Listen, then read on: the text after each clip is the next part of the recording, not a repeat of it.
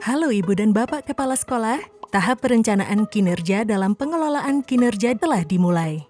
Lewat video ini, Ibu dan Bapak akan melihat langkah-langkah perencanaan kinerja untuk kepala sekolah sebagai pegawai di platform Merdeka Mengajar yang lebih relevan dan berdampak pada peningkatan kualitas pembelajaran di satuan pendidikan Anda.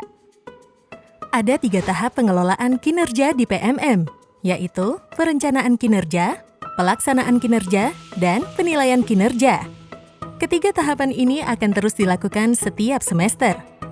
Kali ini, mari kita fokus pada tahap pertama, yaitu perencanaan kinerja.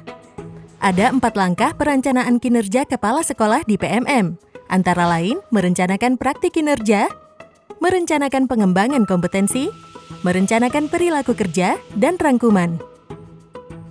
Bersama Pak Hendrawan, seorang kepala sekolah, mari kita pelajari apa saja yang perlu Ibu dan Bapak lakukan dalam setiap langkah perencanaan kinerja.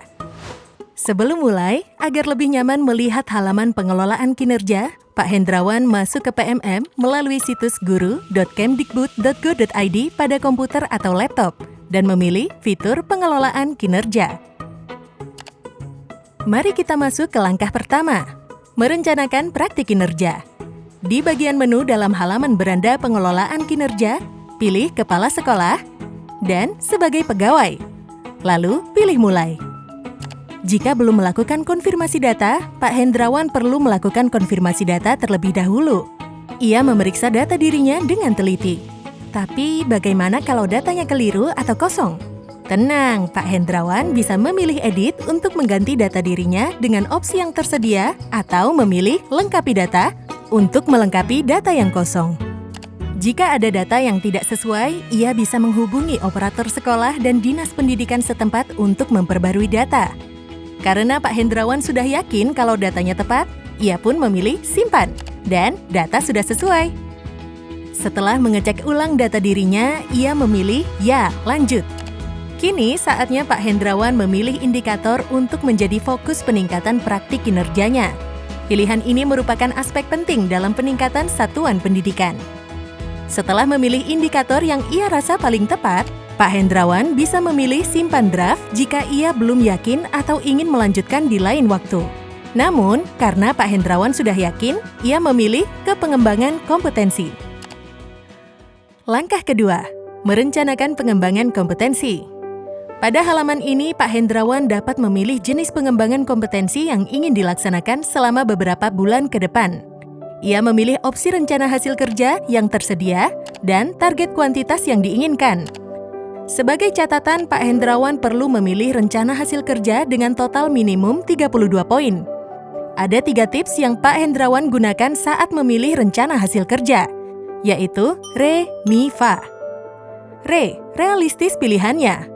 Pilih rencana hasil kerja mulai dari yang paling mudah dan sangat mungkin dikerjakan. Mi, sesuai minat. Pilih rencana hasil kerja yang paling efektif sesuai dengan minat pengembangan diri.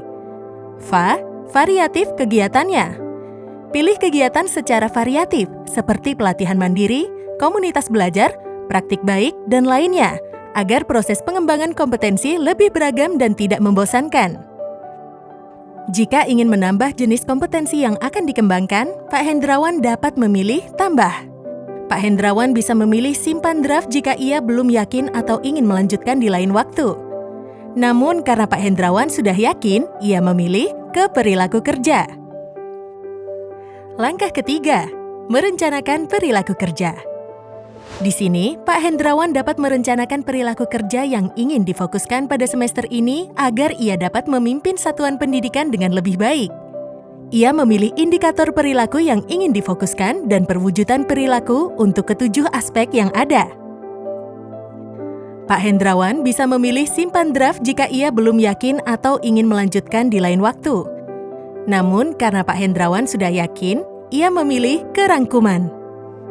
Langkah keempat, rangkuman. Ini saatnya Pak Hendrawan membaca kembali perencanaan kinerja yang telah ia isi. Sebelum mengumpulkan perencanaannya, Pak Hendrawan mengambil waktu sejenak. Ia membaca seluruh rangkuman dengan cermat sambil memastikan perencanaannya sudah tepat dan sesuai. Pak Hendrawan bisa memilih ubah untuk mengganti pilihan perencanaannya.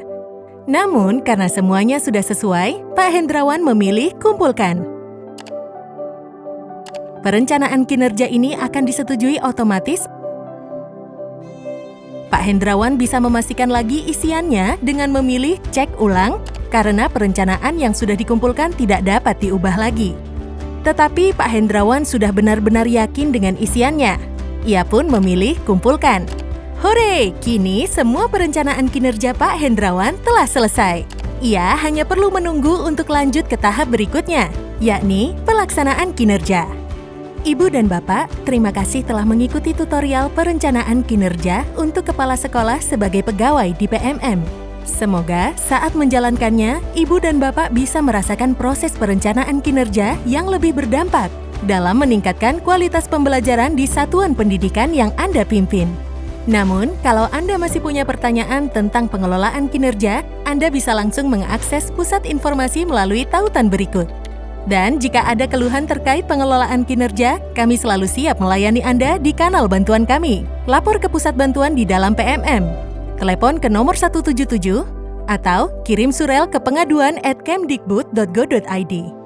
Mari bergotong royong tingkatkan kualitas pembelajaran dengan pengelolaan kinerja bersama platform Merdeka Mengajar.